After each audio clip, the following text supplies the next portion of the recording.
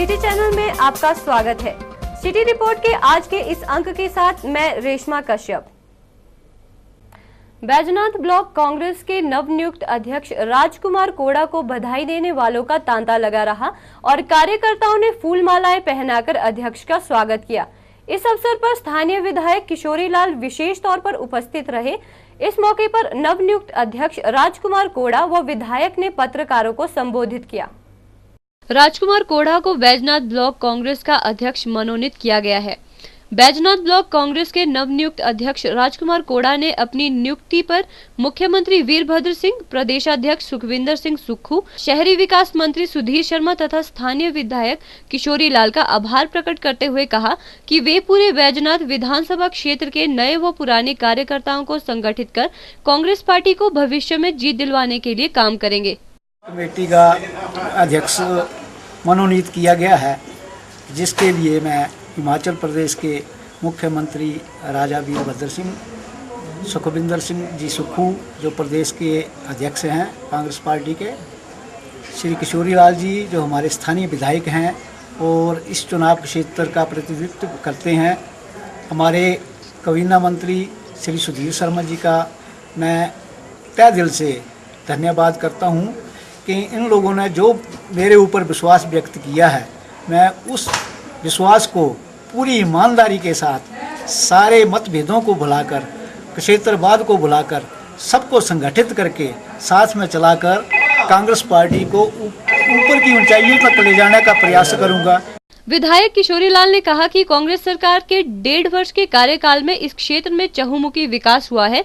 उन्होंने कहा कि बैजनाथ क्षेत्र को ट्रैफिक से निजात दिलवाने के लिए बाईपास का निर्माण कार्य जल्द ही शुरू होगा, जिसे खीरगंगा घाट से ओवरहेड ब्रिज बनाकर शहर से बाहर तारापुरी तक बनाया जाएगा। उन्होंने कहा कि ऐतिहासिक शिव मंदिर के पास हो रहे भूस्खलन को रोकने के लिए सरकार ने 40 लाख रुपए की धनराशि मंजूर कर दी है तथा सड़कों व पुलों के निर्माण के लिए 21 करोड़ रुपए की राशि भी मंजूर कर दी है। इन्हें अध्यक्ष पद यहाँ का दिया है और हमारा पूरा प्रयास रहेगा कि बैजनाथ विधानसभा चुनाव क्षेत्र में संतुलित हमारी कार्यकारिणी बने।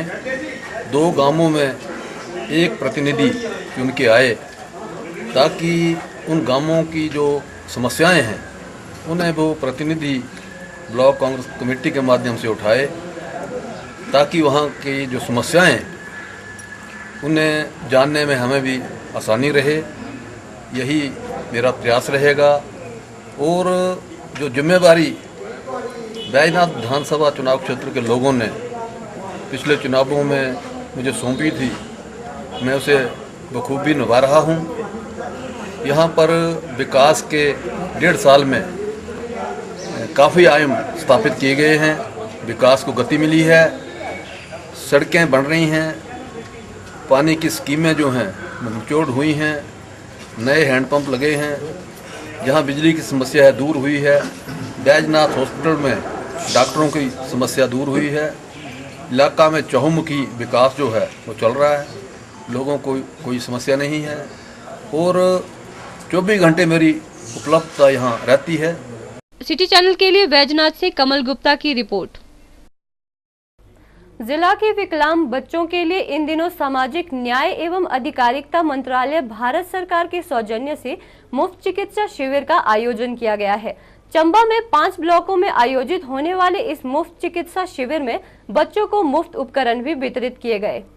सामाजिक न्याय एवं अधिकारिता मंत्रालय भारत सरकार की सौजन्य से चंबा में इन दिनों विकलांग बच्चों के लिए मुफ्त चिकित्सा जांच शिविर का आयोजन किया जा रहा है। इसके लिए चंबा के 5 ब्लॉकों चंबा, महला, हरदासपुरा, गहरा, कियाणी में संयुक्त क्षेत्रीय केंद्र सुंदरनगर द्वारा चिकित्सा शिविर लगाए जा रहे हैं। इसके तहत चंबा में भी चिकित्सा शिविर लगाया गया, जिसमें चंबा के लगभग 120 दृष्टिहीन एवं अल्प दृष्टिवान, मूक बधिर, मंदबुद्धि, शारीरिक विकलांग, बहुविकलांग बच्चों की स्वास्थ्य की जांच की गई। वहीं आवश्यकता वाले बच्चों को मुफ्त उपकरण भी केंद्र द्वारा वितरित किए गए। चिकित्सा जांच शिविर के बारे में जानकारी देते हुए पुनर्वास अधिकारी प्रियदर्शी मिश्र ने बताया कि सामाजिक न्याय एवं अधिकारिता मंत्रालय भारत सरकार के सौजन्य से विकलांग बच्चों के स्वास्थ्य की जांच की गई है। वहीं बच्चों को उनकी आवश्यकता के आधार पर उपकरण भी वितरित किए जा रहे हैं। हमारी टीम क्षेत्रीय विकलांग पुनर्वास केंद्र सुंदरनगर से आई है, जो भारत सरकार के सामाजिक न्याय एवं अधिकारिता मंत्रालय के अंतर्गत कार्य करती है। हमारा उद्देश्य है विकलांगों के लिए कार्य करना, जो कि हमारे नाम में भी है। और यहाँ हम आए हुए हैं अभी चंबा डाइट के सौजन्य से। यहाँ पे 5 कैंप्स करने हैं हमें विकलांग लोगों के लिए, तो उनके लिए हम आए हैं। कल हमने किया था चुबारी में, आज यहाँ पे हैं, कल भरमौर में है। इसके बाद 2 और भी हमारा है कैंप, जो 28 और 30 तारीख को है। इसमें विकलांग व्यक्तियों के लिए निःशुल्क हम उपकरण देते हैं, जो उनके पढ़ाई लिखाई के लिए, उनके स्वावलंबन के लिए आवश्यक है, जैसे कि व्हील चेयर, बैसाखियाँ, चश्मे, कान की मशीन, ये सारी चीज़ें हम उनको देते हैं। और ये जैसा मैंने आपको कहा कि ये बिल्कुल निःशुल्क है, जो एडिप स्कीम है भारत सरकार की, उसके अंतर्गत देते हैं। सिटी चैनल के लिए चंबा से पुनीत मल्होत्रा की रिपोर्ट। इन दिनों चंबा के शिक्षा खंड हरदासपुरा में राष्ट्रीय माध्यमिक शिक्षा अभियान के तहत गुणात्मक शिक्षा पर आधारित कार्यशाला का आयोजन किया गया है। इस दौरान खंड के हाई और सीनियर सेकेंडरी से एक प्रवक्ता व टीजीटी को बुलाया गया है, जिन्हें बच्चों में गुणात्मक शिक्षा के प्रचार हेतु जागरूक किया जा रहा है। राष्ट्रीय माध्यमिक शिक्षा अभियान के तहत चंबा के शिक्षा खंड हरदासपुरा में विद्यालय प्रशिक्षण प्रभारी की 5 दिवसीय कार्यशाला का आयोजन किया गया। कार्यशाला में खंड की हाई सीनियर सेकेंडरी से एक प्रवक्ता और टीजीटी को बुलाया गया है। कार्यशाला में आधुनिक तरीकों से प्रेजेंटेशन के माध्यम से प्रवक्ताओं को विभिन्न विषयों को पढ़ाने के बारे में जागरूक किया गया। इस दौरान राष्ट्रीय माध्यमिक शिक्षा अभियान के जिला कार्यक्रम अधिकारी व डाइट चंबा के प्रधानाचार्य सुमन कुमार मिन्हास ने अध्यापकों को आधुनिक ढंग से गुणात्मक शिक्षा को बढ़ावा देने का आह्वान किया। बाकी टीचर्स भी देख लें, हेड्स भी देख लें कि भाई इस तरह की ट्रेनिंग जो है हमने स्कूल लेवल पे इसको लेके जाना है, ताकि बच्चों को जो है वो टीचिंग लर्निंग प्रोसेस जो है वो मतलब आकर्षक लगे, अट्रैक्टिव और इफेक्टिव लगे, और बच्चों का पढ़ाई में रुचि बढ़े, साइंस में रुचि बढ़े, मैथमेटिक्स में बढ़े, इंग्लिश लैंग्वेज समझने में उनको कोई कठिनाई न सामने आए, हिंदी की भाषा है उसमें ना आए। अन्यथा हमारा जो गुणात्मक शिक्षा का जो स्तर है, उसमें जैसे हम ये सर्वे या असेसमेंट वगैरह करते हैं, तो उसमें हमें लगता है कि शायद कुछ गिरावट जो है वो दर्ज होती है उसमें। तो अगर हमने बच्चों का शैक्षणिक स्तर जो है ऊपर उठाना है, तो वो स्कूल हेड्स और टीचर्स ही उठा सकते हैं मेहनत करके। और जो लेटेस्ट आपको टेक्निक्स यहाँ पे सिखाई जा रही है RMSA के तहत, ब्लूम टैक्सोनॉमी है, या जो ये लेसन प्लानिंग का जो फॉर्मेट चेंज हुआ उसमें थोड़ा सा बदलाव हुआ है कि भाई इस तरह से नए पैटर्न पर जो है हम पाठ योजनाएं तैयार करेंगे, और हर सब्जेक्ट की जो है वो हम पावर पॉइंट प्रेजेंटेशन तैयार करें, और स्कूल में सारे टीचर जितने हैं वहाँ पे टीचर्स लेक्चरर्स छुट्टी वाले दिन इकट्ठे करके वहाँ पे जो है उनको ट्रेनिंग दी जाए, और एक दूसरे को वो सजेशन भी दे पाएंगे। सिटी चैनल के लिए चंबा से पुनीत मल्होत्रा की रिपोर्ट। विश्व विख्यात शक्तिपीठ श्री नैना देवी में भाजपा का 2 दिवसीय कार्यकर्ता प्रशिक्षण शिविर बड़ी धूमधाम से शुरू हो गया। 2 दिन तक चलने वाले इस शिविर में प्रदेश भाजपा अध्यक्ष सतपाल सत्ती भी मौजूद रहे। इस मौके पर उनके साथ भाजपा के प्रदेश महासचिव व नैना देवी विधायक रणधीर शर्मा भी मौजूद रहे। शिविर के आरंभ में वंदे मातरम गीत गाया गया। वहीं इस शिविर में सैकड़ों की तादाद में भाजपा कार्यकर्ता मौजूद रहे। विश्व विख्यात शक्तिपीठ नैना देवी में भाजपा का 2 दिवसीय कार्यकर्ता प्रशिक्षण शिविर आयोजित किया जा रहा है। इस शिविर का उद्घाटन प्रदेश भाजपा अध्यक्ष सतपाल सत्ती ने दीप प्रज्वलित कर किया। इस मौके पर उनके साथ भाजपा के प्रदेश महासचिव व नैना देवी विधायक रणधीर शर्मा भी मौजूद रहे। शिविर के दौरान नैना देवी भाजपा के अध्यक्ष कैप्टन चौधरी ने सतपाल सत्ती को सरोपा भेंट कर सम्मानित किया और फिर प्रशिक्षण शिविर शुरू हुआ। प्रदेश भाजपा अध्यक्ष सतपाल सत्ती और भाजपा के प्रदेश महासचिव रणधीर शर्मा ने कार्यकर्ताओं को संबोधित किया और पार्टी के इतिहास और गतिविधियों के बारे में युवा वर्ग को जानकारी दी। इस 2 दिवसीय शिविर का समापन 24 अगस्त को हमीरपुर संसदीय सीट के सांसद अनुराग ठाकुर करेंगे, जो कि शिविर के दौरान भाजपा कार्यकर्ताओं को आवश्यक दिशा निर्देश भी देंगे। सिटी चैनल के लिए बिलासपुर से विजय भारद्वाज की रिपोर्ट। प्रदेश के पर्यटक स्थल चायल को जोड़ने वाला 110 साल पुराना पुल शनिवार सुबह करीब 9 बजे सेब से लदे भारी ट्रक के गुजरने से टूटकर ध्वस्त हो गया। इससे स्थानीय लोगों सहित पर्यटकों को भी चायल जाने और वहां से आने के लिए परेशानी खड़ी हो गई है। ट्रक में चालक सहित 3 लोग सवार थे जिन्हें मामूली चोटें आई हैं। प्रदेश के पर्यटक स्थल चायल को जोड़ने वाला 110 साल पुराना पुल शनिवार सुबह करीब 9 बजे सेब से लदे भारी ट्रक के गुजरने से टूटकर ध्वस्त हो गया। प्राप्त जानकारी के अनुसार 10 टायर वाला ट्राला शिमला के ऊपरी क्षेत्र ठियोग से सेब लेकर चायल होते हुए सोलन की ओर आ रहा था। साधु पुल में बने पुल से गुजरते हुए अधिक वजन होने के कारण ट्रक समेत पुल ध्वस्त होकर नदी में जा गिरा और उसमें लदी सेब की पेटियां भी पानी में जा गिरी। गौरतलब है कि पुल एक सदी पहले 1904 में कोलकाता स्थित कंस्ट्रक्शन कंपनी द्वारा लोहे से निर्मित किया गया था। लोक निर्माण विभाग द्वारा पुल से ठीक पहले चेतावनी के लिए बोर्ड लगाया गया है, जिस पर साफ लिखा है कि इस पुल से एक समय में एक ही वाहन गुजारे और 9 टन से अधिक वजन नहीं होना चाहिए। बावजूद इसके 20 टन से भी अधिक वजन लेकर ट्राला गुजर रहा था, जिस कारण ये हादसा हुआ। प्रत्यक्षदर्शियों के अनुसार ट्रक के पीछे एक बस और एक कार थे, जो कुछ दूरी होने के कारण एक साथ ही पुल से नहीं गुजरे, नहीं तो कोई बड़ी दुर्घटना घट सकती थी। ये साधुपुल के निवासियों के लिए ही नहीं, पूरे इलाके के लिए लगभग 20 पंचायतों के व्यक्ति को इससे सफर करना पड़ेगा। इसमें मैं अपनी ओर से और इलाके की ओर से कहना चाहता हूँ कि ये सारा दोष प्रशासन का है, विभाग का है। विभाग को बार बार कहने के बावजूद, प्रशासन को चेताने के बावजूद, अभी 9 तारीख को यहाँ पे माननीय धनीराम शांडिल जी, जो यहाँ के स्थानीय मंत्री है, उन्होंने भी एक पुल के उद्घाटन के दौर पे यहाँ दौरा किया था। उनसे भी डेपुटेशन के तौर पे लोगों ने मांग की थी कि ये पुल टूटने वाला है और उन्होंने भी आश्वासन दिया था कि इसके बारे में सोचेंगे। उससे पहला भी हमने कई बार अखबार के माध्यम से भी ये आवाज उठाई थी। विभाग को भी बार बार कहने के उपरांत भी इसका कोई सॉल्यूशन नहीं निकाला गया। जब एक्शन साहब से पूछा गया तो उन्होंने कहा कि धन की उपलब्धि तो है, धन पर्याप्त है, मगर जगह की तंगी है। जबकि मैं कहना चाहता हूँ, आप रेवेन्यू वालों से पता करते, जगह की अगर तंगी होती, जगह है 4-4 मीटर दोनों साइड रेवेन्यू विभाग की जगह है, अगर ना भी होती तो जगह को एक्वायर किया जा सकता था। ये सीधा जो है प्रशासन की लापरवाही है। स्थानीय निवासी रवि मेहता ने कहा कि इस पुल के ढह जाने से क्षेत्र की लगभग 20 पंचायतों का संपर्क टूट गया है। साधु पुल और चायल के आसपास के लोगों के लिए रोजमर्रा के सामान लाने और अपने कृषि उत्पाद को मंडियों तक पहुंचाने के लिए भी मुश्किल उत्पन्न हो गई है।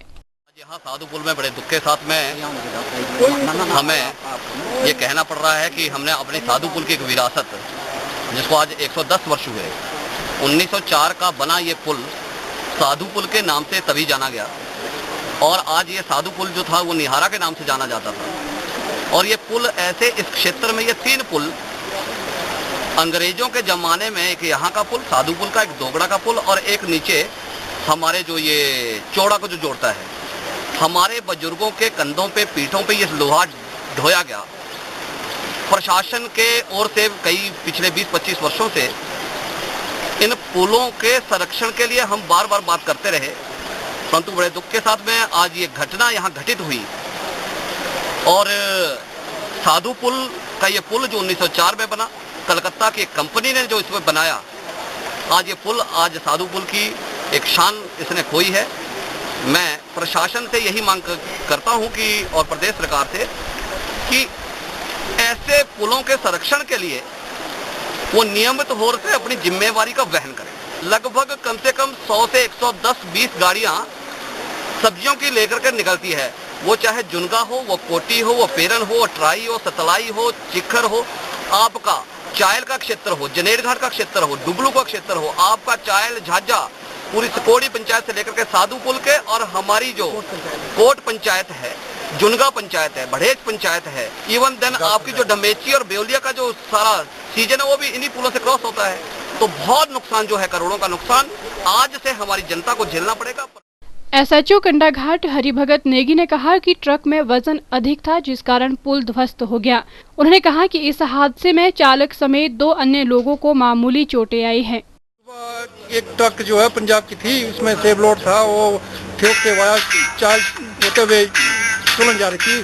साधु पुल लोहे के पुल ट्रांसपोर्ट करते हुए पुल टूटने से नीचे गिर गई। तो इसमें कितने घायल हुए? उसमें ड्राइवर कंडक्टर एक आदमी और था, उसे कंडक्टर भेज दिया है। चलते से ज्यादा नुकसान नहीं है। और उनको। वहीं लोक निर्माण विभाग के अधिशासी अभियंता अनिल शर्मा ने कहा कि जल्द ही पुल का निर्माण करवाया जाएगा, लेकिन इससे पहले स्थानीय लोगों के लिए वैकल्पिक मार्ग निकाला जाएगा। इसमें हमारे दोनों तरफ हमने चेतावनी का बोर्ड भी लगाया था कि नो टन से ऊपर कोई भी ट्रक इसमें से वाहन ना गुजरे, लेकिन रात को एक कोई सेब का जो यहाँ से ट्रक निकला, वो अप्रोक्सीमेट 20 टन के आसपास उसका लोड था। वो जैसे इस ब्रिज से क्रॉस हुआ, जब ये कंडाघाट की तरफ मूव करा था तो सडनली दोनों तरफ से ये ब्रिज खिंच गया अधिक लोड की वजह से, जिसके कारण ये ब्रिज कोलैप्स हुआ। जल्दी हम रिलीफ देंगे, इसमें हम अपने उच्च अधिकारी से रिक्वेस्ट करके इसको जल्दी इसमें हम वैली ब्रिज बनाने की कोशिश करें। सिटी चैनल के लिए कंडाघाट से ललित वर्मा के साथ सोम मेहता की रिपोर्ट। हिमाचल प्रदेश राज्य वन निगम के उपाध्यक्ष केवल सिंह पठानिया ने विपक्ष के नेता प्रेम कुमार धूमल द्वारा दिए गए उस बयान की कड़े शब्दों में निंदा की, जिसमें उन्होंने प्रदेश सरकार को आपदा के समय लोगों को राहत देने में नाकाम करार दिया है। उन्होंने कहा कि विपक्ष आपदा पर राजनीति करने की बजाय आपदाग्रस्त क्षेत्रों में जाकर स्थिति का जायजा ले। उन्होंने कहा कि प्रदेश सरकार ने आपदाग्रस्त क्षेत्रों में समय रहते राहत पहुंचाई है और केंद्र से भी हिमाचल को रिलीफ फंड जल्द देने का आह्वान किया है। उन्होंने कहा कि प्रदेश में कांग्रेस ने कम समय में ही विकास को एक नई गति प्रदान की है। जहाँ तक उनकी जो टिप्पणी हुई है, पहले उनको अपने गिरेबान में झांक के देखना चाहिए। आज वर्तमान में जो हमने आज विपक्ष के नेता ने आज भी ये कहा है कि जो हमीरपुर पूरे प्रदेश भर में जो आपदा हुई है उसमें जो वर्तमान सरकार है वो लोगों को रिलीफ देने में नाकाम है। उसको मैं कड़ी निंदा करता हूँ, क्योंकि माननीय मुख्यमंत्री राजा वीरभद्र सिंह जी ने जैसे ही वो दिल्ली दौरे से आए उन्होंने रिव्यू मीटिंग ली और रिव्यू मीटिंग के साथ साथ उन्होंने 24 घंटे के अंदर अंदर जो जहाँ के जो कहा था जो रोड थे, जो बंद रोड थे, उनको खोलने के दिशा निर्देश पीडब्ल्यू विभाग को दिए और वर्तमान में आज जो है कामकाज हो गया है। वर्तमान के में जो लीडर ऑफ अपोजिशन है वो आज आपदा के ऊपर भी वो है उसका राजनीतिकरण करने का मेरा आरोप है, बजाय इसके कि जहां इंसिडेंट हुआ है वहां जाके उन लोगों से मिले। और आज कांग्रेस पार्टी के हमारे जो स्थानीय नेता हैं, हमारा जो जिले का प्रशासन है, वो तमाम जहां जहां प्रदेश के अंदर भारी बारिश के कारण नुकसान हुआ और पूरी प्रदेश सरकार को मुख्यमंत्री ने दिशा निर्देश दिए हैं कि जल्द से जल्द, आज भी एक बैठक करके मुख्यमंत्री गए हैं कि जहां जहां भी नुकसान हुआ उसका वो करके। उल्टा मुख्यमंत्री ने कहा जब रिव्यू मीटिंग ली कि 200 करोड़ रुपया यूपीए की सरकार जो है 644 करोड़ रुपए का वो एस्टीमेट था। जब एक आप जानते हैं टीम किन्नौर और कांगड़ा और चंबा और पूरे प्रदेश में जो नुकसान हुआ था, 200 करोड़ रुपए की किस्त हमारे को मिली थी। अभी कम से कम 350 करोड़ रुपया जो है दिल्ली सरकार के पास बैलेंस है। आज भी मुख्यमंत्री दिल्ली रवाना हुए हैं। उन्होंने अरुण जेटली से अनुरोध किया है कि जो हमारा रिलीफ का पैसा यहाँ जो टीम विजिट करके गई थी उस पैसे को तुरंत प्रदेश सरकार को दें, जिससे चाहे वो हमीरपुर के अंदर, चाहे वो किन्नौर के अंदर, चाहे वो शिमला के अंदर, पूरे प्रदेश भर में भी जहाँ ये घटनाएं हुई हैं तो उन लोगों के पास हम पैसा पहुँचाएं। दूसरा उनका ये कहना है कि सरकार का विकास की तरफ कोई ध्यान नहीं है और सरकार अपने मुखिया को बचाने में लगे रहती है। मैं ये इस बात को कड़ी निंदा करता हूँ। मुख्यमंत्री को कोई किसी से डर नहीं है। आज से 1.5 साल पहले चुनाव हुए और ये आरोप अभी नहीं लगाए हैं। ये आरोप जो लीडर ऑफ अपोजिशन है, जब मुख्यमंत्री थे चुनाव लड़ रहे थे, चाहे विधानसभा का चुनाव था, तो उन्होंने भी ये आरोप लगाए थे कि वीरभद्र सिंह जो आज जो बार बार जो टिप्पणियां कर रहे हैं, ये आरोप बार बार वो लगा रहे हैं। और उन आरोपों का जवाब जो है हिमाचल प्रदेश की जनता ने आज से 1.5 साल पहले दिया है और मुख्यमंत्री के नेतृत्व में सारे विधायक और सारे जो हमारे आज जो सारे हमारे स्थानीय नेता है वो एकजुट है। और राजा वीरभद्र सिंह। सिटी चैनल के लिए शिमला से राजेंद्र काली के साथ लक्ष्मी ठाकुर की रिपोर्ट। राज्य विधिक सेवाएं प्राधिकरण तथा वन एवं शिक्षा विभाग के संयुक्त तत्वावधान में सोलन वन मंडल के अंतर्गत ब्रूरी के समीप कोठो गांव में दाड़ू, आंवला, सिल्वर ओक, कचनार, बेहड़ा, अर्जना प्रजाति के पौधे लगाए गए, जिसमें जिला सत्र एवं न्यायाधीश सोलन SL वर्मा द्वारा दाड़ू का पौधा लगाकर कार्यक्रम का शुभारंभ किया गया। राज्य विधिक सेवाएं प्राधिकरण तथा वन एवं शिक्षा विभाग के संयुक्त तत्वावधान में सोलन वन मंडल के अंतर्गत ब्रूरी के समीप कोठो गांव में दाड़ू, आंवला, सिल्वर ओक, कचनार, बेहड़ा, अर्जना प्रजाति के पौधे लगाए गए। सोलन के जिला सत्र एवं न्यायाधीश SL वर्मा ने दाड़ू का पौधा लगाकर कार्यक्रम का शुभारंभ किया। इस मौके पर उपायुक्त मदन चौहान ने आंवला का पौधा, अतिरिक्त उपायुक्त CP वर्मा ने सिल्वर ओक, उप मंडलाधिकारी टशी संरूप ने दाड़ू और वन मंडलाधिकारी सोलन PR महाजन ने कचनार का पौधा लगाया।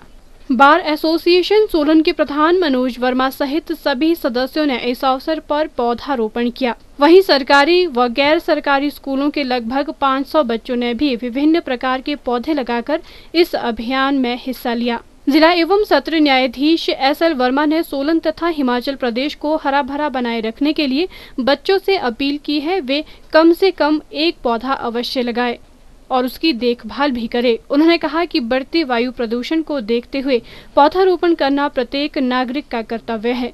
पौधारोपण कार्यक्रम के तहत लीगल सर्विस अथॉरिटी ने ये जो अभियान चलाया है ये फंडामेंटल ड्यूटीज़ को ध्यान में रख के लगाया गया है, क्योंकि एक फंडामेंटल ड्यूटी है कि हमने अपने पर्यावरण को बचाना है, जिसके तहत वो पेड़ पौधे हमने लगाने हैं। इनका संरक्षण करना हमारा जो है परम कर्तव्य है और उसी को ध्यान में रखते हुए लीगल सर्विस अथॉरिटी ने ये कार्यक्रम चलाया है और ये सारे देश में चलाया जाएगा।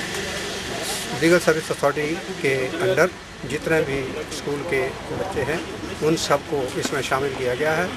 सोलन वन मंडला अधिकारी PR महाजन ने जानकारी देते हुए कहा कि इस अभियान के तहत सोलन वन मंडल में 116 स्कूलों के बच्चों द्वारा विभिन्न प्रकार के औषधि और पशु चारा से संबंधित 16,000 पौधे लगाने का लक्ष्य रखा गया है। सोलन वन मंडल में स्टेट लीगल सर्विसेज के सौजन्य से वन विभाग द्वारा और शिक्षा विभाग द्वारा यहाँ सोलन बरूरी के समीप एक एरिया में पौधारोपण का जो अभियान चला हुआ है उसमें पौधारोपण के लिए लोकल एडमिनिस्ट्रेशन, लोकल न्यायपालिका और लोकल फॉरेस्ट डिपार्टमेंट के अधिकारी लोगों के सहयोग से ये प्रोग्राम को संपन्न किया गया। इस वनमंडल में 116 सरकारी स्कूल और 25 प्राइवेट स्कूल द्वारा बच्चों को सम्मिलित करके लगभग 16,000 के करीब पौधारोपण जो है वो किया गया।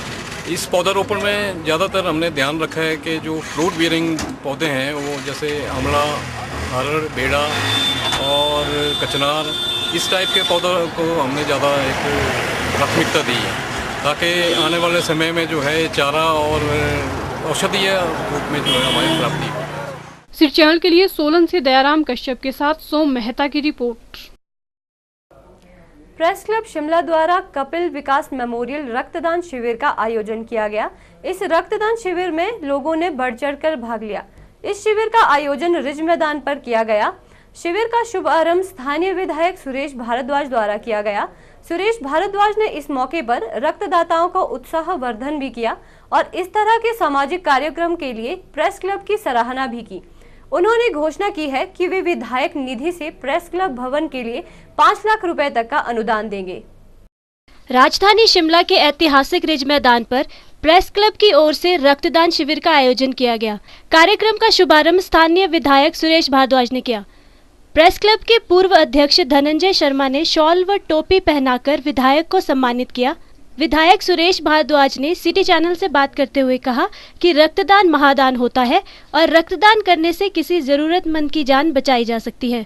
उन्होंने कहा कि आए दिन हो रही दुर्घटनाओं के कारण अस्पतालों में रक्त की कमी आई है।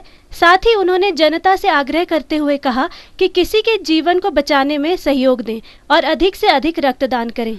मैं प्रेस क्लब शिमला के सभी पदाधिकारियों को और सभी सदस्यों को बहुत बहुत बधाई देता हूं कि उन्होंने शिमला में इस रक्तदान शिविर का आयोजन किया और प्रेस क्लब के जो पदाधिकारी हैं जिन्हें मैं व्यक्तिगत रूप से भी जानता हूं, सभी लोग जो हैं वो रेगुलरली जो है वो रक्तदान करते हैं और आम जनता का जिसको आवश्यकता होती है, विशेष रूप से जो दूर दराज के क्षेत्रों से आते हैं और उन्हें रक्त की आवश्यकता जब पड़ती है तो उनको इस प्रकार के जो वॉलंटरी डोनेशन के द्वारा रक्त दिया गया होता है उसको जो है वो हासिल करने में सक्षम होते हैं और उसके कारण जो है उनकी जान बच सकती है। तो जहां प्रेस जो है वो उसे इस डेमोक्रेसी का 4th पिलर कहा जाता है।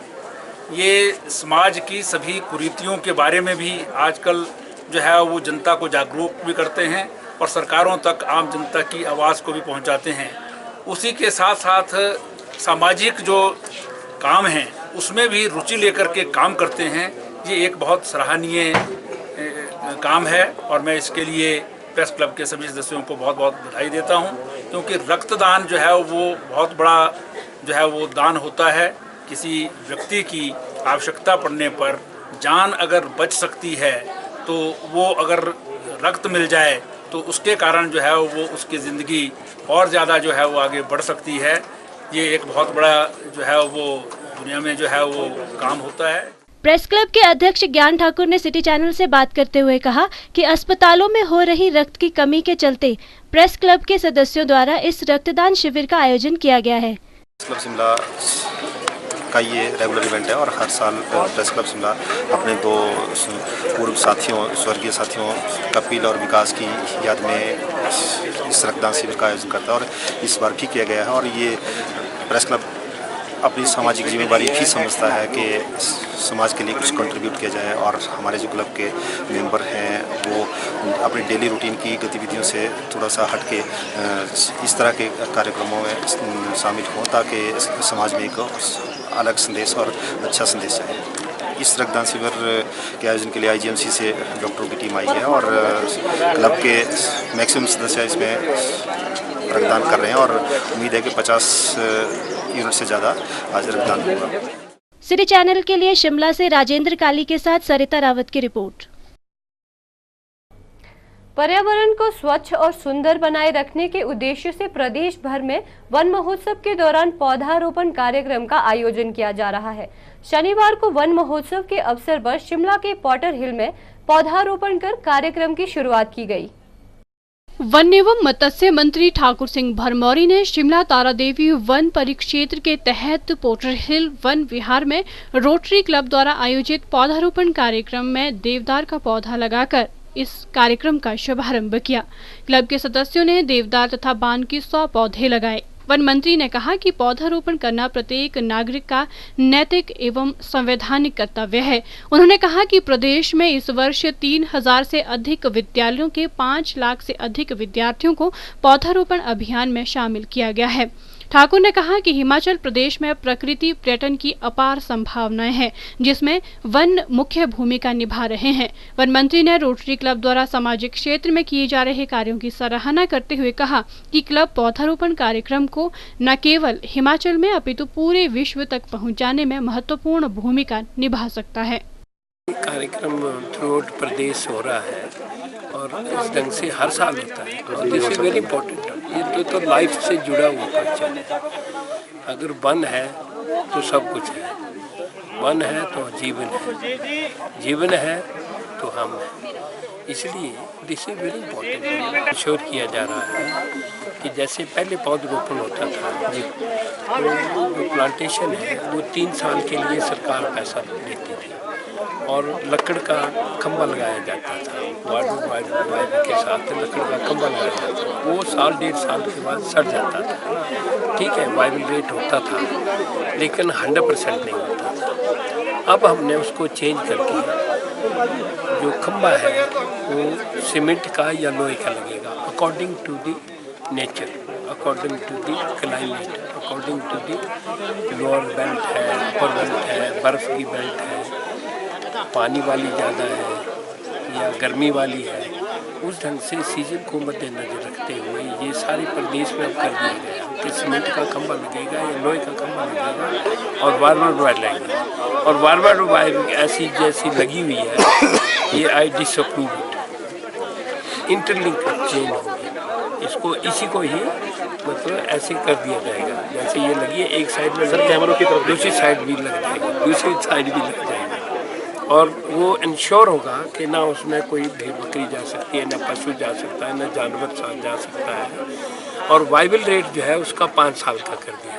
5 साल में पौधा बहुत बड़ा हो जाता है, within no problem at all. और जो कैंपा का पैसा है, लाडा का कैंपा है, लाडा का है, कैंपा का है, दूसरे और पैसा है, वो हमने 7 साल के लिए कर दिया है। पर सिस्टम यही रखा ताकि एक बार जो प्लांटेशन हो 100% वाइबल। सिटी चैनल के लिए शिमला से राजेंद्र काली के साथ लक्ष्मी ठाकुर की रिपोर्ट। शनिवार को शिमला के इंडियन इंस्टीट्यूट ऑफ आर्किटेक्ट द्वारा एक सम्मेलन का आयोजन किया गया। इस मौके पर भवन निर्माण को लेकर विभिन्न विषयों पर चर्चा की गई। वहीं इस दौरान आर्किटेक्ट के हिमाचल चैप्टर का भी गठन किया गया। इस मौके पर इंडियन आर्किटेक्ट एसोसिएशन के अध्यक्ष प्रकाश देशमुख बतौर मुख्य अतिथि उपस्थित हुए। आर्किटेक्ट के भारतीय संस्थान के हिमाचल चैप्टर उद्घाटन समारोह का आयोजन किया गया। समारोह में आर्किटेक्ट इंडिया चैप्टर के अध्यक्ष प्रकाश देशमुख ने बतौर मुख्य अतिथि शिरकत की। इस मौके पर देश के विभिन्न भागों से आए आर्किटेक्टों ने भाग लिया। सम्मेलन में आर्किटेक्टों ने भवन निर्माण को लेकर विभिन्न विषयों पर चर्चा भी की। इस मौके पर प्रकाश देशमुख ने कहा कि आर्किटेक्ट के हिमाचल चैप्टर का गठन होने से प्रदेश के आर्किटेक्टों को काफी लाभ होगा। उन्होंने कहा कि आज देश भर में बेतरतीब तरीके से भवनों का निर्माण हो रहा है, जो सही नहीं है। IIA, Indian Institute of Architects, is formed today, and it is a really a memorable moment in the history of Indian Institute of Architects of Himachal Pradesh Center, and now it is a full-fledged chapter. The number of architects in Himachal Pradesh now are ready to take challenges of architectural and the architectural developments in Himachal Pradesh. Himachal Pradesh has a great scope to develop as a responsible tourism state all over the world. It can compete with the world's biggest destination, Switzerland, and develop its economy. It has got that much potential. I wish that the architects of Himachal Pradesh, as well as the policymakers, as well as the politicians and the government should take initiative for a responsible tourism in Himachal Pradesh, so that the people from all over India, not only all over India, but from all over the world will come to Himachal Pradesh and find out the solace to their mind, body and soul, and relax here and get rejuvenated and go back with lot of energy and freshness to their cities. I wish the Himachal Pradesh Indian Institute chapter all the best, which will flourish and which will give the guidance to entire Himalayan belt for development of a responsible tourism. वहीं इस मौके पर architect KS. Chauhan ने कहा कि Himachal chapter के बनने से आर्किटेक्ट को लोगों तक अपनी बात समझाने का मौका मिलेगा। आज जो हमारा सम्मेलन था, ये Indian institute of architects HP centre से HP चैप्टर में कन्वर्शन के लिए था। आज हमारा विधिवत हिमाचल चैप्टर बना है और जिसकी ओपनिंग के लिए इंडिया के प्रेसिडेंट आर्किटेक्ट प्रकाश देशमुख जी यहाँ ओपनिंग के लिए आए हुए थे। और हमें बहुत खुशी है कि हिमाचल जैसा पहाड़ी प्रदेश, एक छोटा प्रदेश जहाँ बहुत कम आर्किटेक्ट्स हैं, उनको ये एक माध्यम, एक फोरम मिलेगा जहाँ से वो अपनी बात लोगों तक पहुँचाएंगे। जब तक लोगों में आर्किटेक्चर के बारे में ज्ञान नहीं होगा, अवेयरनेस नहीं होगी, तब तक बेतरतीब घर बनते रहेंगे। और जो कि हिमालयन रेंजेस जो कि सिस्मिकली जोन 4 और 5 में आते हैं, बहुत ही मतलब खतरनाक स्थिति तक जा सकते हैं अगर वो प्रॉपर डिजाइन करके घर नहीं बनाए गए। घर बनाने के लिए एक स्ट्रक्चरल इंजीनियर, एक आर्किटेक्ट और दूसरे जो इलेक्ट्रिकल इंजीनियर है, प्लम्बिंग है, इन सब की एक टीम वर्क होता है। और इसको अगर सिस्टमेटिकली किया जाता है तो एक अच्छा घर तभी बन सकता है। सिटी चैनल के लिए शिमला से विक्रम कुमार के साथ लक्ष्मी ठाकुर की रिपोर्ट। सोलन के फ्रेंड्स क्लब द्वारा ग्रीष्मोत्सव ऐतिहासिक ठोडो मैदान में आयोजित किया जा रहा है, जिसका शुभारंभ आज उपायुक्त सोलन मदन चौहान ने दीप प्रज्वलित करके किया। पहली सांस्कृतिक संध्या में बेंगलोर से आए आर्ट ऑफ लिविंग संस्था के भजन गायक मनीष द्वारा एक से एक भजनों की प्रस्तुतियां देकर उपस्थित लोगों की खूब वाहवाही बटोरी। सोलन के फ्रेंड्स क्लब द्वारा ग्रीष्मोत्सव ऐतिहासिक ठोडो मैदान में आयोजित किया जा रहा है, जिसका शुभारंभ उपायुक्त सोलन मदन चौहान ने दीप प्रज्वलित कर किया।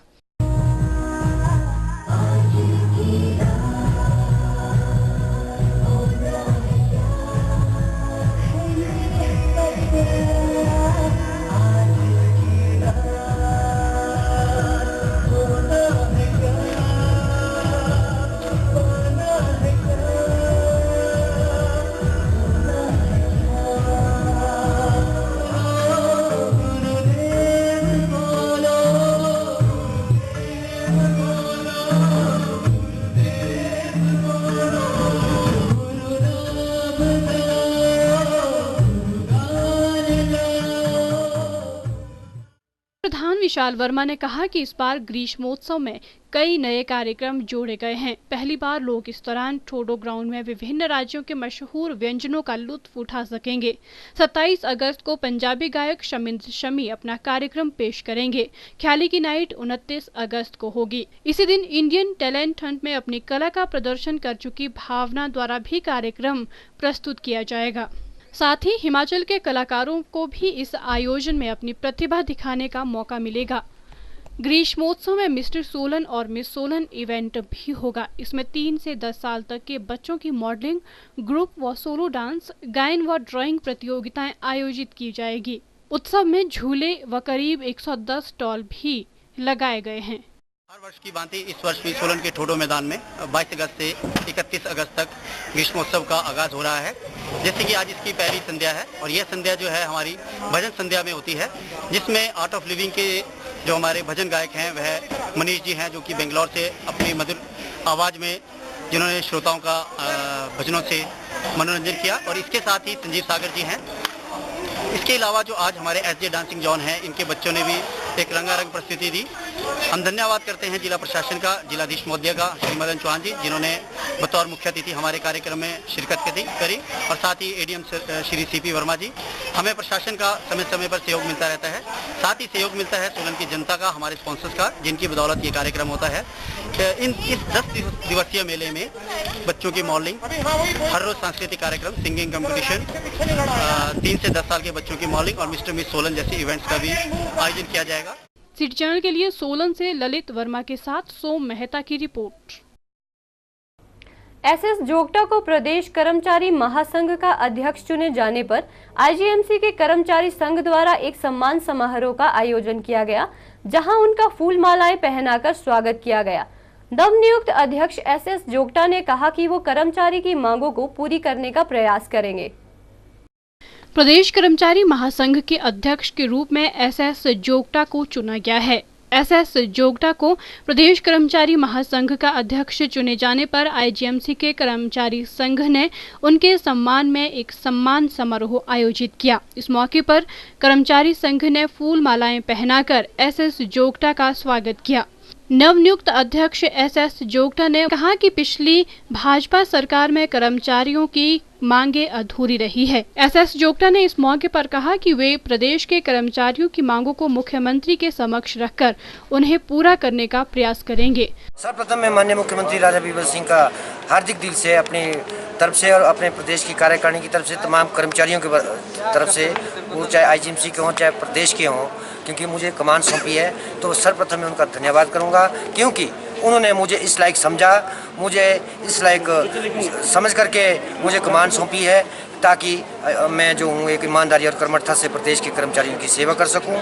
और इस हाशिए के साथ कि जितने भी आज की तिथि में प्रदेश के कर्मचारियों को पूर्व सरकार ने प्रताड़ित किया है किसी भी ढंग से, दिस वे और दैट वे, चाहे वो ट्रांसफर से हैं, चाहे चार्जशीट हैं, चाहे कोर्ट केसेज हैं, चाहे दूसरी चीज़ें हैं, उन्होंने चुन चुन करके कर्मचारियों को प्रताड़ित किया है। और उसके बावजूद उन्होंने जो है प्रदेश के कर्मचारियों को राहत के नाम से कोई चीज़ ऐसी नहीं दी है जो कि आज शायद लटकी ना रहती। जिस तरह से 4/9/14 का प्रश्न है, पंजाब पैटर्न पे तमाम वो सारे भत्ते हैं जो पंजाब सरकार ने देने थे, वो अभी तक धूमल सरकार ने ही देने थे, और तमाम वो सारी एनोमलीज, तमाम वो सारी चीज़ें जो कर्मचारी को अभी तक दे हैं, और बजाय उसके देने के धूमल सरकार ने वो सब कुछ नहीं किया। और वर्तमान सरकार में जबकि माननीय मुख्यमंत्री जो है कर्मचारी हितैषी हैं, और इसमें कोई शक नहीं है, क्योंकि उन्होंने 2086, 2096 और का स्केल जो है पंजाब पैटर्न में एरियर समेत दिया, जबकि धूमल साहब को पूर्व सरकार में रहते हुए बतौर मुख्यमंत्री उनको 2006 का स्केल कर्मचारियों को देना था। वो उन्होंने आज तक जस का तस ही पड़ा हुआ, सिर्फ स्केल में जो फिक्सेशन होती है सिर्फ वही हुई है, बाकी कोई भत्ते नहीं मिले, कोई बढ़े हुए रेट से कोई चीज़ नहीं मिली, जिसका कि हमें गुरेज है। सिटी चैनल के लिए शिमला से राजेंद्र काली के साथ लक्ष्मी ठाकुर की रिपोर्ट। सिटी रिपोर्ट के आज के इस अंक में बस इतना ही। प्रदेश भर की जानकारी के लिए देखते रहे सिटी चैनल। नमस्कार।